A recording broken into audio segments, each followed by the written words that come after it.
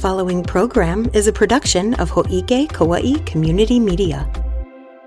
And then if you have something you want to say where you specifically want to like address the folks at home, you can look at either that camera or at that camera. Say no to drugs. Right. Kids. Perfect. Island Alert was made possible in part by the Kauai Island Utility Cooperative.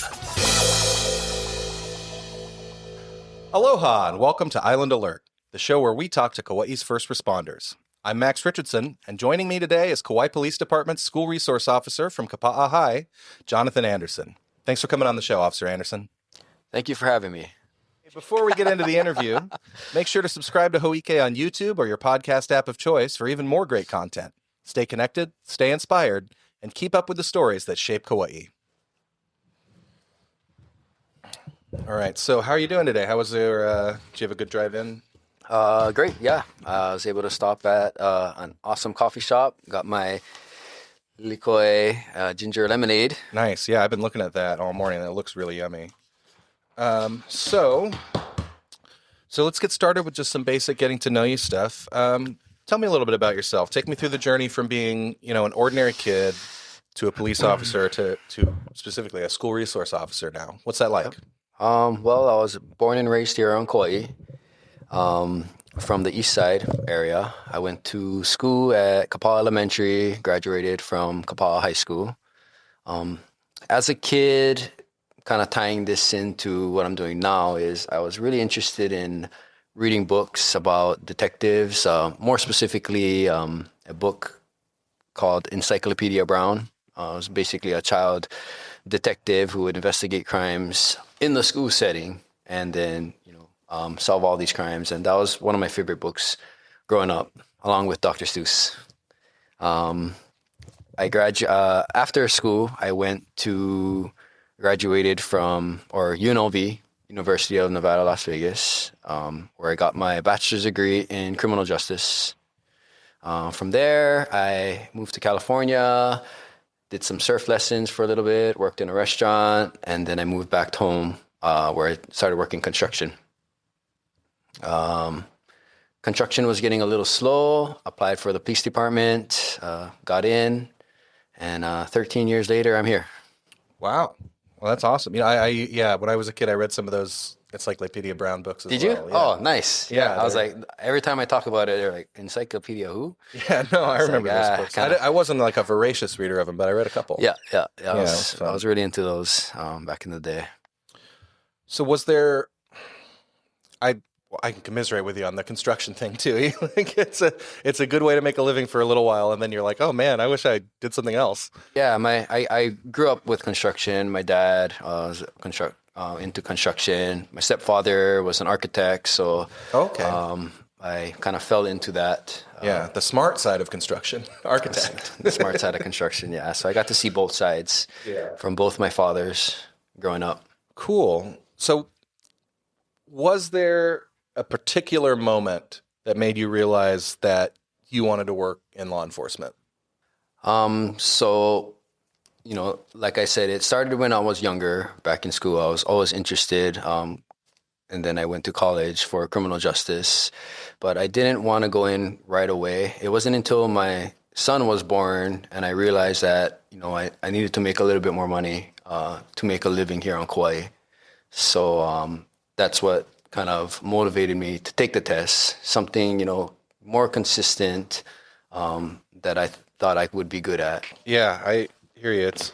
It's not cheap to be by yourself here, but to raise a family, It takes a village, and luckily I have a lot of family here, and my wife has a lot of family here, so that helps. That's good, yeah. That's good. You take the test, you go to police academy. How did your journey in law enforcement bring you to this specific role of being a school resource officer? Okay, so prior to becoming a school resource officer, I was working patrol night shift.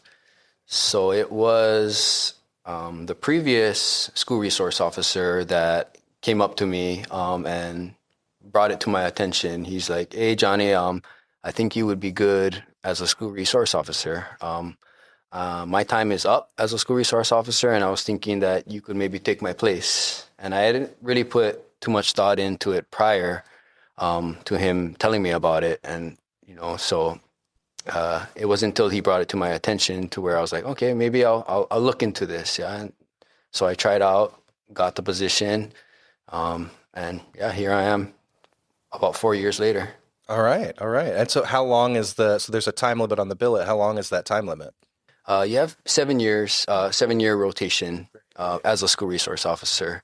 So you get 2 full classes that you get to be with from freshman through Exactly. senior year. You get to watch them grow, which is one of the biggest rewards as a school resource officer, is to see that growth of the students and be with them from, 7th grade, their class, to them graduating. Unfortunately, yeah. That's wonderful. Yeah. And I can imagine it's good for the students too, because they get that consistency of having this same police officer that they've kind of built a rapport with and they know. It's a familiar figure to them. Yes. And in any kind of growth process for, young adults or even kids, consistency is key.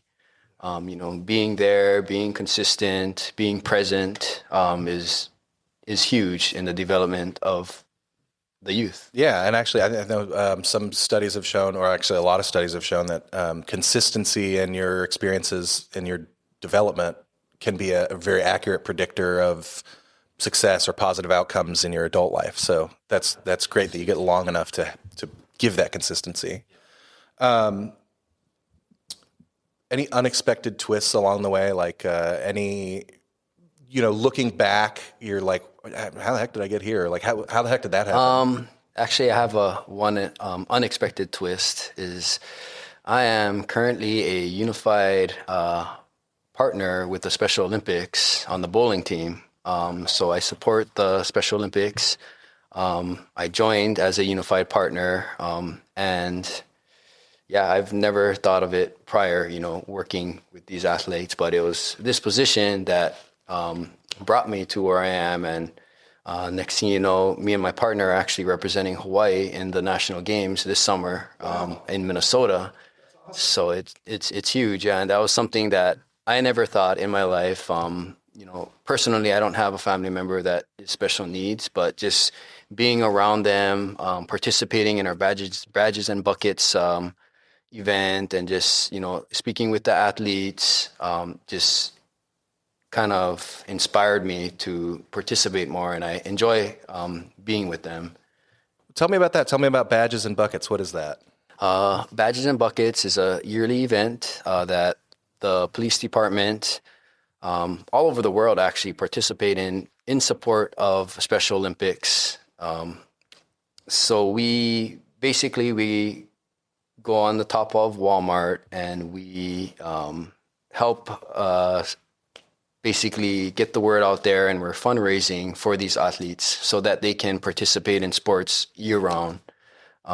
It helps them, with the funding for all their different activities that they participate in, so that they don't have to pay any money out of their pockets, which is huge, and I didn't know about this prior to joining the team, that, that this was a thing. And this is very important, because these athletes are part of our community as well. So Totally. And being special needs can be very expensive and doesn't necessarily come with the extra income to cover it. So it's really cool that there's a program like that. It's a passion that I now have that I didn't have before. Is being involved with these athletes, and I go bowling every Monday right now, practicing to prepare for this event that we have coming up June.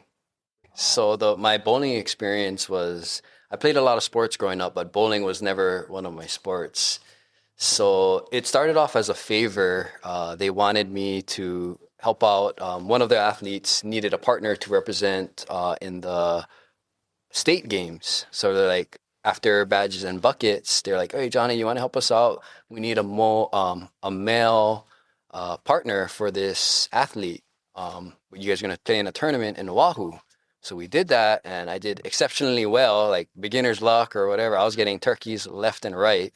And next thing you know, they're like, "Hey, Johnny, you guys did well in that tournament. You have been selected to participate in the national games in Minnesota in June. So they asked me if I was willing to, with my partner, represent Hawaii in that game. I was like, okay, well, I better start taking this bowling thing seriously. And so we've been practicing steady. They even give us these Fitbits that track our steps and, our water intake, sleep. Yeah, I have terrible sleep habits. But you and me these things are cool. Yeah, so this is part of the gig, and we have meetings with the other athletes around the islands. But it's super cool thing, man. I love my partner, Kaimana. He's just they're amazing human beings. They're just so non-judgmental, easy to talk to, and it just makes me happy to be around them. Yes, that's super cool. Yeah. So by this point, you're probably a pretty good bowler, huh? I say that. I'll do my best to represent, but I'm getting there. Well, good luck. Good luck. After you come back, I want to hear how it goes, how it went. Thank you. How Hawaii's team did. All right. So, what's your favorite part about being in a school environment every day?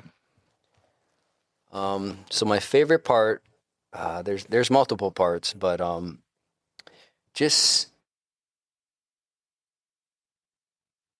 for me, I graduated from Kaua High School, and that's where I'm a school resource officer. So to see, the teachers and the kids, and just being around them and watching them, like we talked about before, grow from, when I first met them to now how much they've grown over the years. And the funny part is I know a lot of these kids' parents because, I'm at that age where these kids, I actually have a kid that's in high school. He's 15 years old. He goes to Kamehameha school, but he, these are all his friends and his friends' age. So like it's cool seeing, knowing the parents and seeing their kids come through the school too, and be like, yeah, I know your father, that kind of stuff, or I know your mom.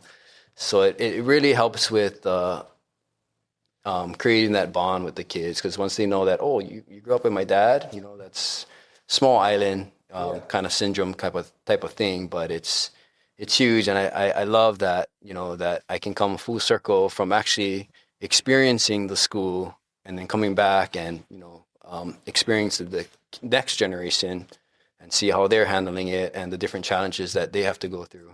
Totally. And it probably helps to be more effective in your role too, because it's like you're a police officer, but you're also your uncle status. Like, uncle status, my dad, my mom, you went to school totally here. Uncle status. Yeah. That's cool. No, it is. It really is cool. And then it really just helps with the whole building the trust, because they knew me, the parents knew me from when I was, a kid, and we have experience, and just, I can always tell the kids, I was in this school too, just like you. All right. So outside of work, what are your hobbies? Oh, we know you bowl now. I'm a bowler. What else do you like to do when you're not keeping people safe?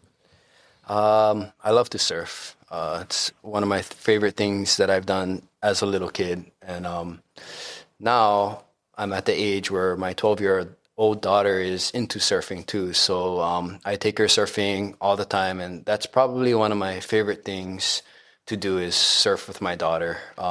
It's just, a special thing that we have together, that we share. And it's my favorite thing to do. So to see her wanting to surf and waking me up and say, hey, Dad, we're going to surf in the morning.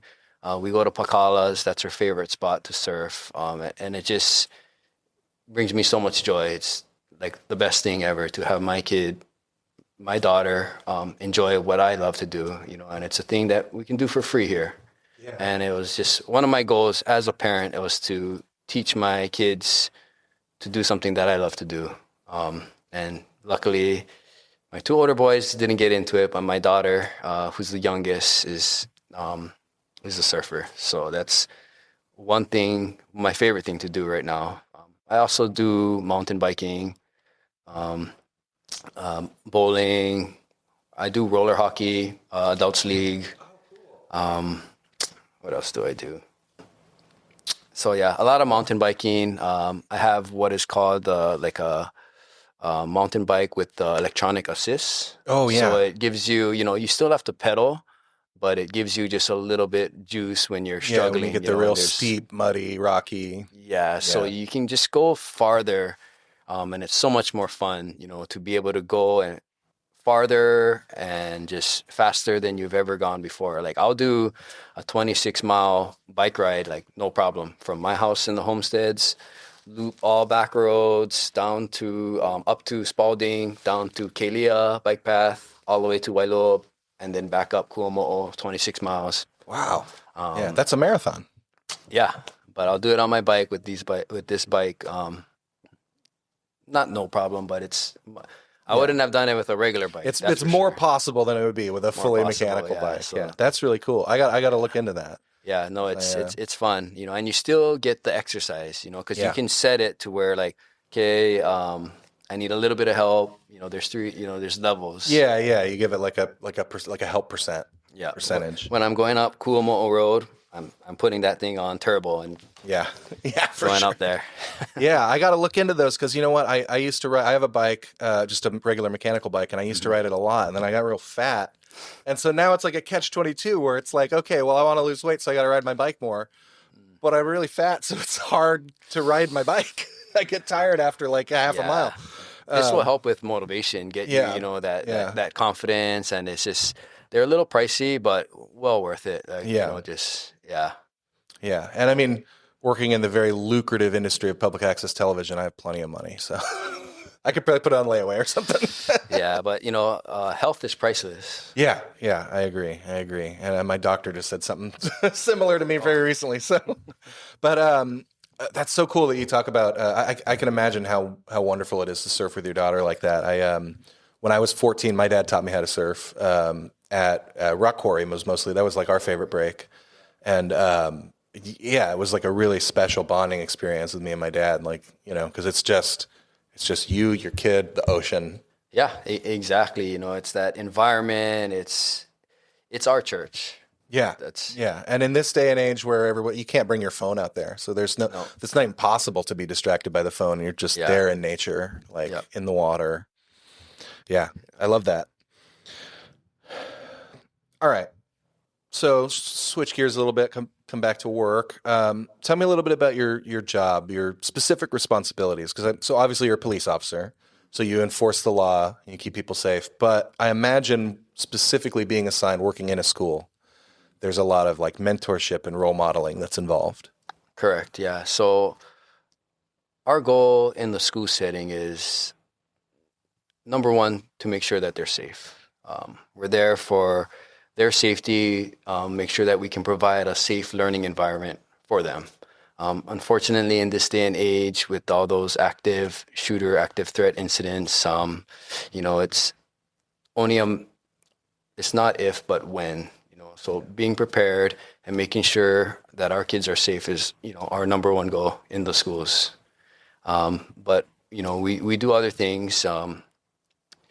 Although I am a police officer and we do arrests, we're more focused on education and mentorship. Like you said, it's a lot. You send more of a message when you actually build that relationship and trust with the kids and their parents,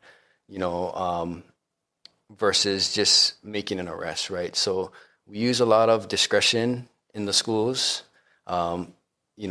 Anybody can just make an arrest and just call it goods, but that's not why we're there. We're there to, educate and change behavior, right? We want to affect change in these kids so that they can, grow up to be awesome human beings. That's our goal, is because everybody makes mistakes. I still make mistakes to this very day. And we understand that, especially with the kids. We want, not to just arrest them. We want them to learn, and we want them to respect and understand where we're coming from police, to let them know that, we're on their side, right? We're part of the team to make sure that they become better human beings, or, the best human beings that they can be. And having that role in the school, it really does affect change. I get told by the teachers and the principals that, they're glad that we are here in the schools to protect them and to talk and build relationships with the students. Yeah, that's great. That's great. And yeah, it's I feel like that's a great mindset for an SRO to have. Like let's try to help kids not get arrested instead of just trying to arrest kids, and that's great. And it sounds like a really rewarding role you could have as a police officer where you're focusing on the good part of policing. Probably one of the best decisions, that I've made is getting into this unit and being part of these kids' lives.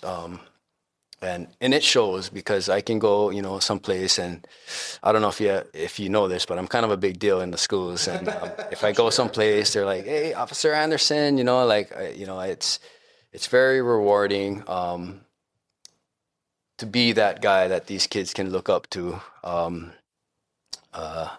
and be positive role model, because unfortunately some of these kids don't have that in their homes. Some of them come from broken families, and it's hard. It's hard for kids to have to live and be positive every day when their home situation is not so good. Yeah. So we come in very aware of that, and we just try to be, or I try to be, that mentor that child doesn't have. That's good. That's good. Yeah. And it helps.